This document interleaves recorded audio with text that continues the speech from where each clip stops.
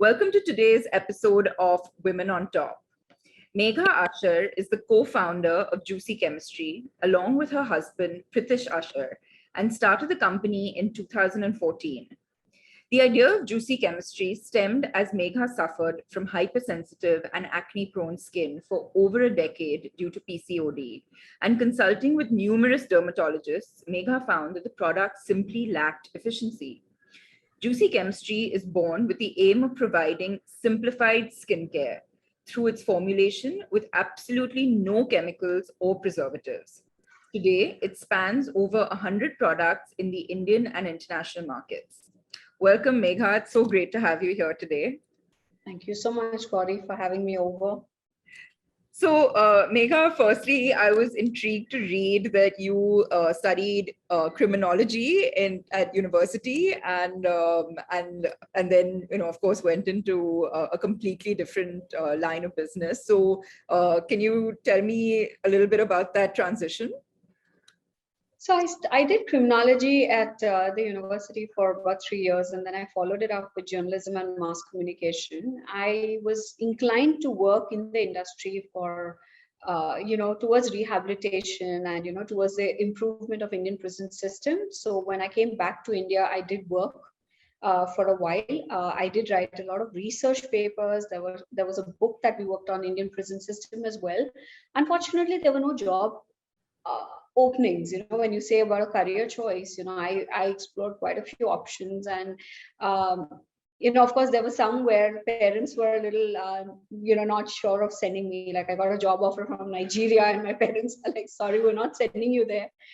And then, of course, in India, I didn't see criminology as a very refined subject. There was not much knowledge around it. So a lot of it went behind the scenes, more about, academic, instead of working something, on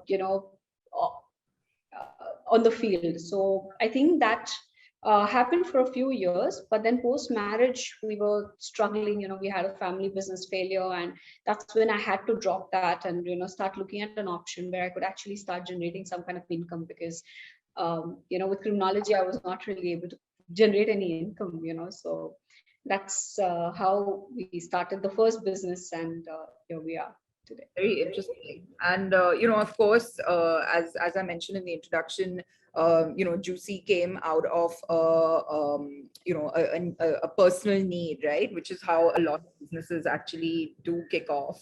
So it's very interesting. But, there are many skincare brands out there today. And of course, Juicy Chemistry is 100% in an online business, right? It's an e-commerce business. So how are you able to differentiate yourself from other brands? I mean, I've come across so many brands which are now Indian made, homegrown brands, which are trying to move towards a more sustainable and organic sort of product mix. So how are you able to differentiate Juicy Chemistry from everything else available out there today? So when we started 7 years ago, we didn't set out to start a brand, right? It was something, again, which came out of desperation. I was missing my dermat treatments. I was not really able to do what I was used to, when I was back in Australia or back in Bombay.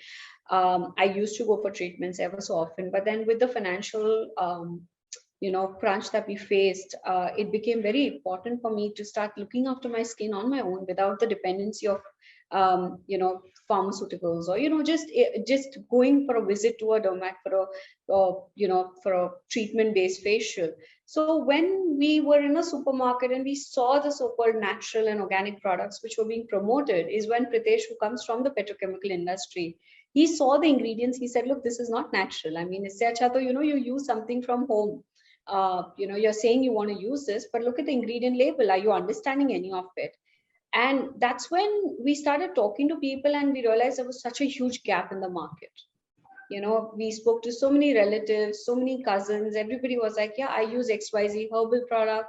I use this Ayurvedic brand. I use this, because India in the last 2 decades has actually been booming on the herbal and Ayurveda front, right? It's since 2000 we are seeing that happen, but nobody really told the consumer that you're supposed to read the label.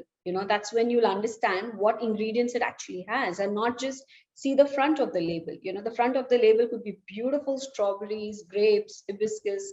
It could be any of those things, right? So coming to your point of how juicy chemistry is different, is what we tried to do in the last 7 years is educate our customers, because juicy chemistry, even till date, is the only certified organic skincare brand head to toe. Like, we have about 100 SKUs, everything is certified organic. We don't bank on certification, say we're Cosmos Organic or Eco sort of Organic, and have maybe one product to our merit, right? The entire range is certified organic. So if a consumer comes and they look at the product, they would be able to understand every single ingredient. Like, my body butter is made with like 8 ingredients. It will melt if you leave it in the sun. It will melt like a fine chocolate. If you keep it in a fridge, it'll harden like your butter. So that's where juicy chemistry is different, because we don't use water in our formulations, we don't use preservatives, we don't use additives and fillers and so on. So everything that can be called about in the world of cosmetics as approved natural, we don't necessarily follow that. So if we've been able to eliminate certain ingredients from our line and create a completely organic, when we say organic, it's soil to soil, because after you finish using the product, what you drain into the soil also is completely organic. So you're at the end of the day actually preaching the whole idea of sustainability and being organic without doing any further damage. So that's where juicy chemistry is very different. You do see brands come up, and you see brands on a day-to-day basis. In fact, for us, I think last lockdown to this year, we've seen maybe 100 brands sprout. Because, a lot of times it's so simple. Oh, this brand succeeded on this formulation, let's just hijack it, because there's no copyright involved, right? With ingredients, there's no copyright involved. But to get certified organic is a very big thing. You have to ensure your farm, your suppliers, they all understand what they're doing. And that's what differentiates juicy chemistry in the industry even right now. So you've obviously created, a fantastic product, and, you can obviously vouch for it.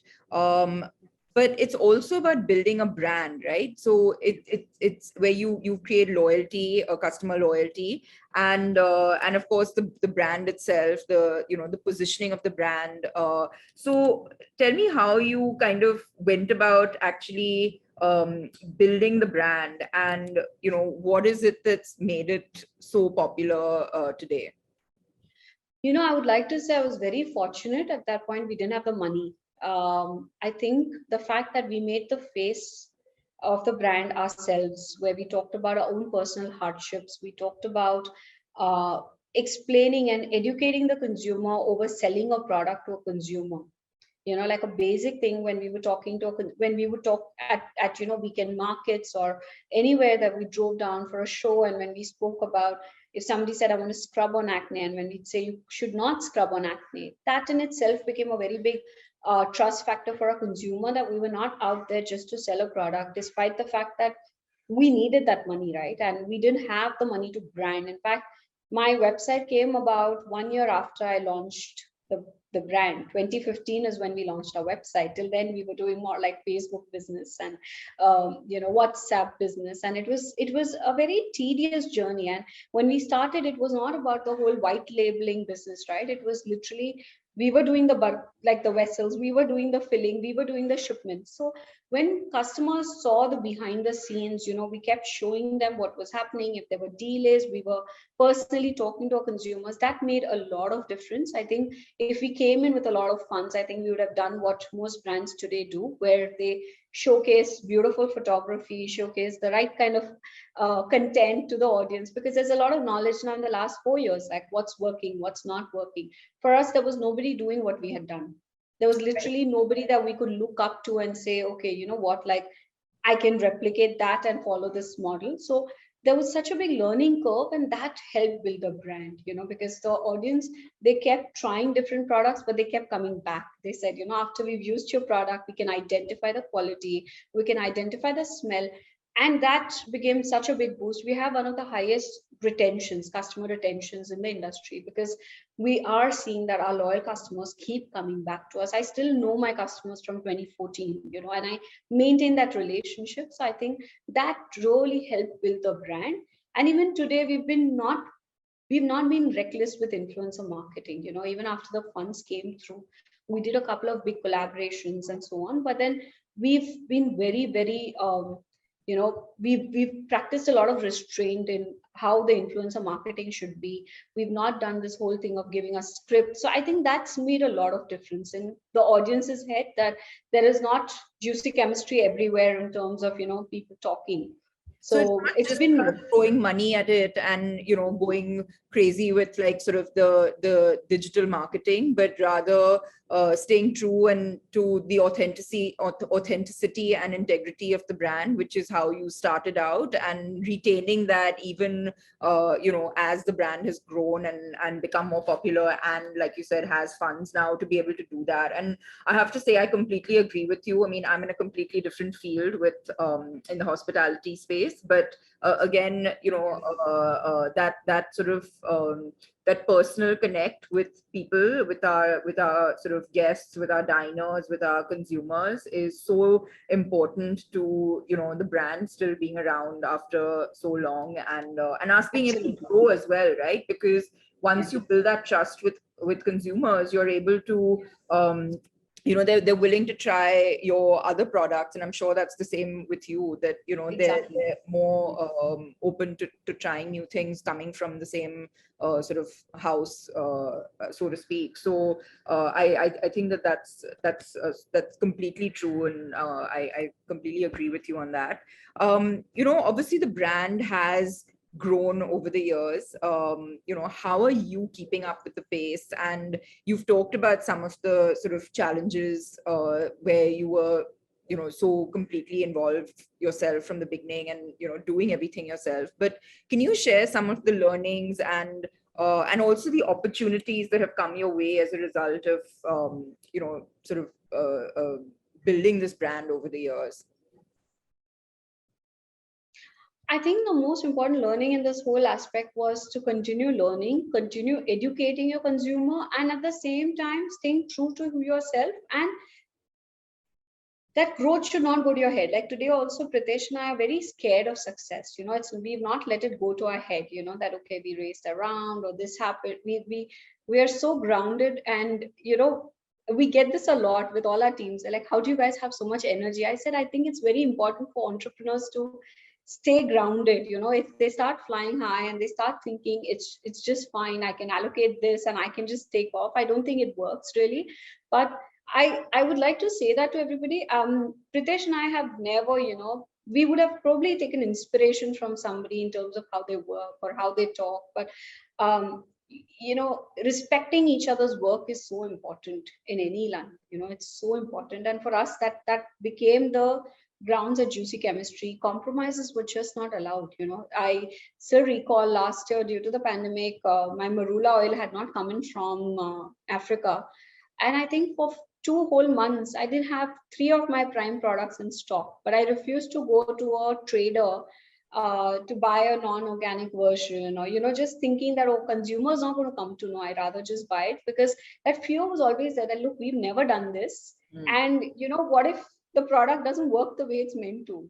Because we don't know the quality and so on. So I think that's so important in a business. I'm sure you would do the same thing at table, right? I mean, I don't think you would like to compromise on your ingredients, and for us especially, because ingredients are our hero. So No, that's something I think. yeah, I think you're again 100% right on that. And you can sort of destroy in a few minutes what you've spent years building, and just because taking shortcuts. And that's something that we've always stood by as well, that it's not worth the cost saving or the sort of anything that's going to kind of, which starts with the premise of pulling the wool over someone's eyes, is just not. Yeah. It's a recipe for disaster. So we get this a lot. They're like, oh, just because you're organic, you're charging more. And I said, no, trust me, come sit with us and understand what it takes to go organic. I'll tell you, when Pritesh was actually trying to get organic certification from our suppliers, they've literally hung up the phone. They're like, because to ensure that their farms are certified organic, they have to keep it barren for almost 3 years. Now nobody will do that, right? Like, so, and we had to actually motivate farmers that, you'll have long-term benefits and so on. And that's how we built our supplier base completely, because, and Pritesh proudly says that, when we started, we were not organic. We were 100% doing it the right way, without any additions. But the fact that the ingredient was not certified organic, we would not like to call it organic. So we've actually had a newfound respect for the word organic, and it sometimes is so demotivating when you see brands use it recklessly, because consumers don't know the difference. They just don't know the difference. So I think that kind of honesty sometimes does push you back a little bit in this whole rat race to get numbers. But I think we're getting there, slow and steadily, but we're getting there. And I think you also,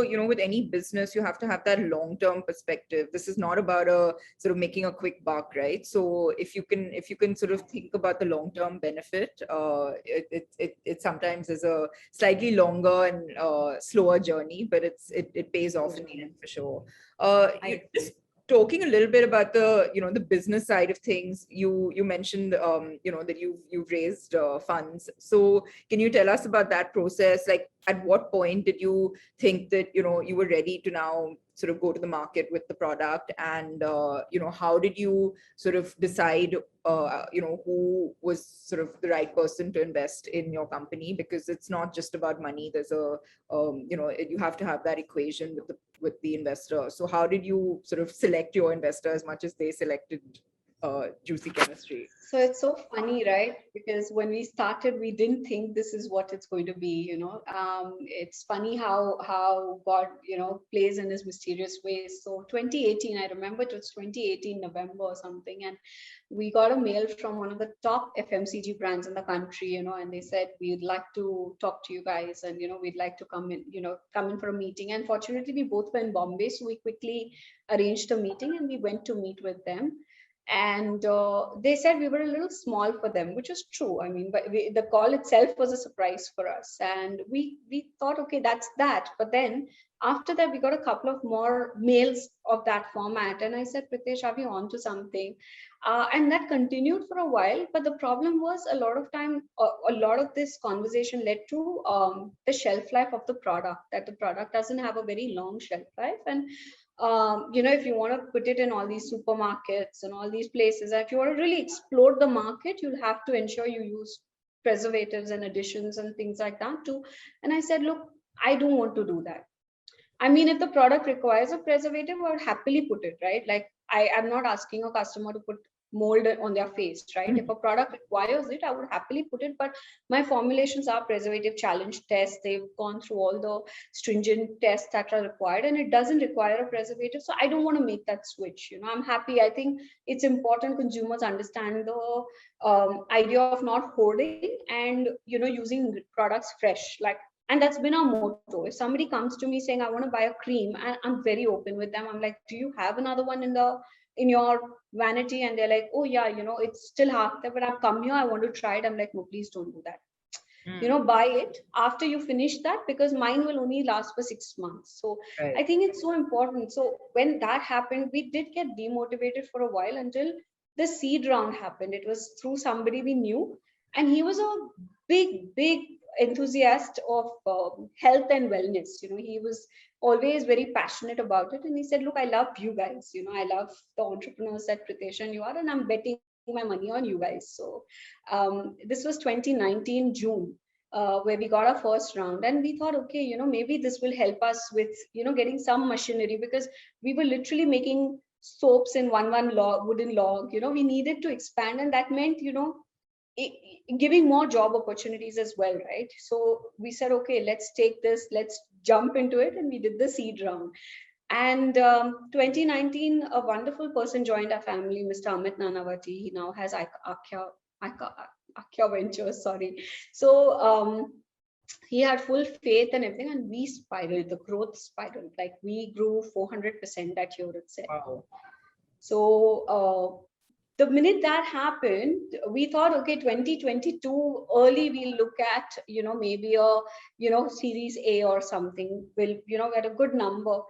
But suddenly in 2020, when we were going through this whole, growth post pandemic, post lockdown, when we opened, we suddenly started scaling. we got approached by every top VC in the country, like everybody, and I was like, Pritesh, this is like a dream. I don't know how this works. And Pritesh normally takes care of the financial aspects of the business. I am more into admin and PR and social media. So when this happened, we again we communicated only with two people out of the whole lot. Like we of course replied to everybody and did everything, but we actually took a lot of liking to the World Invest guys. We had a conversation with Arjun Anand and Manvita, and we just, the kind of comfort they gave, that they are very proud of the fact that we're creating a niche category, organic as a category, which nobody had identified, right? Everybody would put us in herbal, natural, and so on, right? In Ayurveda, but they're like, you have actually created a niche category. Let's grow this and make a global brand out of India. And when he said that felt so like we resonated with it, that I said, this is it. I want to go with this. This is what I'm feeling comfortable with. No changes, no hassles. Like, you'll have to do this, or there were no conditions, right? And he was very happy with slow progress. Like, they're like, we have to scale, but sensibly, right? Not like you just go full throttle the minute the funds hit the account. So I think that made a world of difference for us. When that happened, Pritesh then took over the whole thing, and it took us about 3 months, and then it finally happened March this year. Of course, post that again, 2-3 months, we went into lockdown and all of that. But uh, we're just so thrilled to have such partners that have a lot of understanding of what we're trying to do, and the fact that we're trying to innovate with nature. That was the core value at Juicy Chemistry. So yeah. Well, congratulations, and also for managing to do this during the last year and a half, which has been crazy, needless to say. Yes, So, absolutely. congratulations on that. But speaking of sort of unconditional love, you've also mentioned, you talk a lot about Pritish. I Yeah. work with my husband, and so I Yes. want to know, sort of girl to girl. I mean, on one level, sort of, having your husband as an equal business partner is great, because I think for me, especially, the fundamental aspect is trust when it comes to business partners, and hopefully, who can you trust more than your spouse? But does it work all the time working with your husband? Is it just work, work, work? What's it been like for you? So, the good thing is Pritesh and I have been together for the last 20 years, right? 21 years. We've been best of friends since high school. So I think that helped a lot, because we know each other really well. We know our strengths and our weaknesses. When we started Juicy Chemistry, we were very clear that we were going to split our duties from day one. It was, if he was doing a formula, if he was a formulator, my job was to write the content. We had split our jobs from day one. We do meet with each other and discuss whatever important decisions we need to make, but we don't necessarily meddle around with each other's uh, job descriptions at work. I think, and that's worked really well for us, because I personally feel like financial tasks sometimes are quite mundane for me. I can't handle it, and the way he does it, it's there is that aspect. And I did another interview where somebody said, why is it that, women feel investment should be led by men? I said, that's not true. It's not about men leading it. It's about knowing what you like and then segregating your job profiles, right? So for me, there was a part of social aesthetics that I understood. There was a part of how I want the look of the product to be, the look of the website to be, and so on. So I could take care of those things very easily, whereas he could handle the administration of, the facility, the manufacturing facility. So there are of course disagreements, right? There'll always be disagreements in any business. It's not about being a husband and wife. And but I have always set the rule very clear that that doesn't come home. Like, you have to leave work, Pritesh, at work and come back. And I can switch off, right? I can switch on and switch off very easily. It's a little difficult for him, but then I try to make sure that at home that environment doesn't follow, because I think it's so important. Otherwise, somewhere, if you're just the two of you, it's still manageable. But with the child involved, you don't want that impact to be, you don't want that the child to get affected at the end of the day. So So for me, I was very clear on that. Yeah. No, I mean, I think you're echoing everything that sounds like us. It took us a few months to do what you clearly figured out in the beginning, which is to segregate your responsibilities. And we realized that sort of maybe 6 months into working together, where I mean, we kind of naturally fell into sort of different, areas of responsibility, and then we decided that we can of course take each other's advice, but this sort of is my domain and Jay's domain, and I have to sort of say, because you mentioned it, that in our case I'm the one who handles the finances, so it definitely doesn't always have to be the guy, and you're absolutely right, it's just about playing to each other's strengths, and and I'm also like your husband, not always able to switch off, so but Jay is, and it's so important to do that. And speaking of children, you mentioned that you have a young a 4-year-old, is that right? Yeah, that's right. And what's that been like, in terms of managing motherhood and building this incredible business side by side? How have you sort of managed to handle both? It's I feel some days I'm so blessed because whatever we did, I feel somewhere we did it right. Where my pregnancy was not an easy one. It was a very high risk pregnancy. So I was post third month, I was completely on bed rest. I couldn't move at all. And Pritesh, at that point, we were at a very crucial stage. This is third year of our business, and we were not really out there. And so it wasn't a typical situation where you could really enjoy the pregnancy. It just happened, right? It happened 8 years post our marriage. It just happened against all odds. So we were very happy about it. But the fact that he had to work 18-hour days and not be around with me was very hard, and he took over both our responsibilities. But like I could do my social media and so on, but I still remember I had an emergency C-section, and I had the baby, and within 10 hours I was like, where's my phone? My customers will feel like I've abandoned them, because there's nobody responding on social media. Like, I didn't have a social media manager at that time, it was just me. And my mother's like, have you lost it? You're going to get a bad headache, you can't stare at a phone. And I said, no, I need it. Customers will think we've taken their money and ran off. So how customers can sometimes get, right, online especially. So and post instant responses, right? they want instant responses. So I finished doing that, and Pritesh was very clear. My mother-in-law was like, how's she going to feed the baby in office, and what is this, like, you're telling her to come to office within 2 months. And he said, I'll make all the arrangements, but I need Megha in office enough. I've had enough without her for 8 months. It's been very hard, and that gave me such a big boost.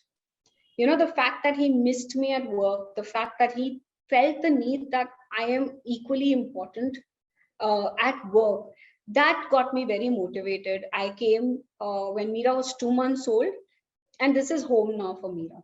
She's 4, she's grown up here. I've got almost, now there are about 40 of us, but like working here in this facility. But then when we started, there were just 10 of them, but all ladies were mothers, and I've never had to tell them, wash your hands and do this. I never felt the need to tell them. So I didn't have a nanny. I had my team look after her. So if I was in a meeting, they did whatever it took to make her comfortable. And I think that became my biggest strength. So for me, whenever somebody tells me, how did you handle motherhood and raising a brand? I said, it's without your team, you can't. If you trust them, they will do whatever they can for you. And that's exactly how it worked out for me. I trust them with all my heart and soul. So yeah. No, and again, it's the same thing. I think our daughter has grown up in our restaurants, in the kitchens, and everywhere. I've taken her to sort of panel sessions that I'm doing. It's on a weekend because I'm like, hey, the weekends are meant to be with her. So so that's wonderful to hear that, and I'm glad to know I'm not the only one. That. And I think they learn so much, and Meera is only 2.5 years old. She knows how to pack boxes. She knew how to wear gloves and do the work. And it's amazing. I think that this kind of experience they'll never learn in their life anywhere. No school can teach them this. So it's amazing. I know. So you were doing the motor skills were happening at work. Exactly. You tell me a little bit more about Beauty with a Y. So, early post Berlin, we got in new partners as well. We got Spring Marketing Capital. They're a brilliant team that does brand building. I don't know if they're from Bombay as well, and they've built beautiful brands over the last few years, and they came on board as well. And uh, we explain this concept to them, like you asked me, right? That's the first question we get always. How do you differentiate Juicy Chemistry from the rest of the brands? And that's where they came up with the whole Beauty with a Y, because they're like, whenever we are talking to you and Pritesh, you have so many things to talk about, but none of us audiences know where to ask a question, right? Like, if you were to try a Juicy Chemistry shampoo, it's a miserable experience. Okay, I have said this in all my lives. You take 8 to 10 washes to adapt.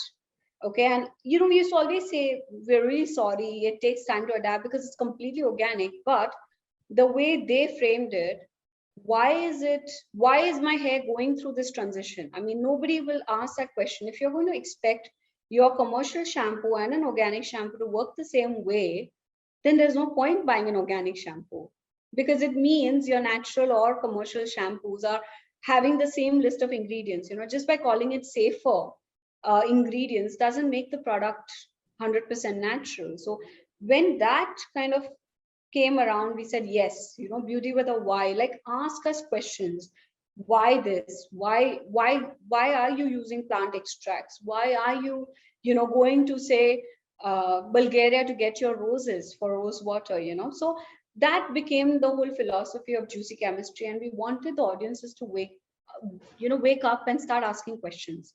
Your beauty brand is supposed to answer your questions. You cannot hide behind blocking people or just saying, I'm not going to answer this question, it's offensive. We want to answer all the questions, and we want to educate the consumer that if you're going to use something truly organic, you are going to definitely experience a change. It's like telling somebody, okay, I want to go on a vegan diet, but the taste should be same like a non-vegan diet. It can't be possible. So why is that change there is so important for a consumer to ask. So that's how we base the entire Beauty with a Y philosophy. So, because That's now we're coming out with a lot of interesting things at work. We are innovating so much at Juicy Chemistry, so we want consumers to understand this. So I mean, I think that's wonderful that you're encouraging people to question you and question the product, and to have the confidence to be able to answer with honesty. So I think that that's incredible.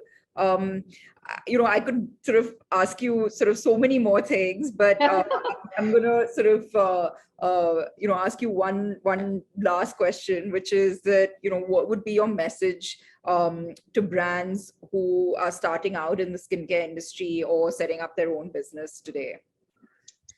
I think if it's a skincare industry, I think it's so important for businesses to understand that integrity is very, very important.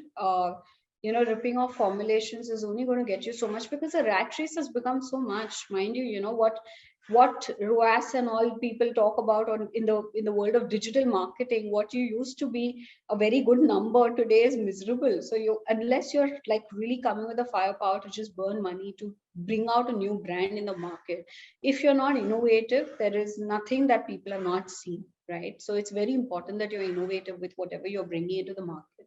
And it's very important to use the right terms. Like for us at Juicy Chemistry, I was very clear, we'll never follow fear mongering. As an organic brand, I've never used words like parabens and cancer and carcinogens very loosely, right? Like I don't believe in doing that kind of marketing. I feel if the product is good, if the product is true to what you talk about, you should talk about the hero in the ingredients. See, sometimes we do have to write on top of our bottle that it's got no preservatives, because otherwise people don't store it well. If I don't write, it's not a fear mongering. There's no ulterior motive with it. Like, why I write no preservatives on my packaging is because I don't want the consumer to store the product badly and then it getting spoiled. And we've seen these instances, at least with the way social media works. Even if they've been reckless with the product, they would blame the brand and there'd be a showdown. So I was very clear that it's very important that the consumer know this. So that has been the only way we can explain. But we've never used fear mongering that, aluminums lead to breast cancer. No, we don't. We've changed over the years. when if you don't evolve as a brand, you can't grow. So for me, it was like learning so much, and no one brand can be right or wrong, right? Like there's so much research out there. You can't know it all. You're not somebody who can know it all.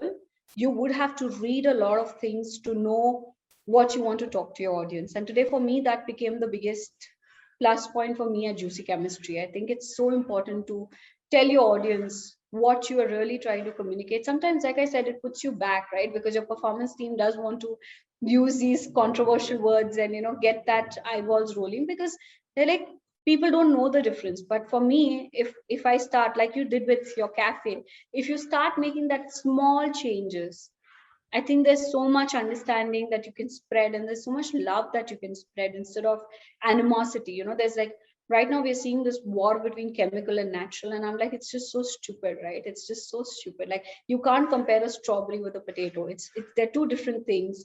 You can't say I love chemicals, I love natural. Like it's a philosophy. It's about people who love holistic lifestyle, people who love yoga, people who love their healthy eating. You can't tell them, oh, you're stupid because you like this. Neither can you bash somebody else for doing something that's not right with your philosophy. So I think with Juicy Chemistry, what we're really trying to promote is trying to explain to people the true meaning of lifestyle and being holistic and living a good life, by choosing the right products. Like if you are looking for organic, if somebody is asking you, where can I find a good organic product, you would want to name Juicy Chemistry. There would be no confusion in your mind that organic equals Juicy Chemistry. So that's what we've set out to do. And I think that's what brands, whoever is coming up, needs to do.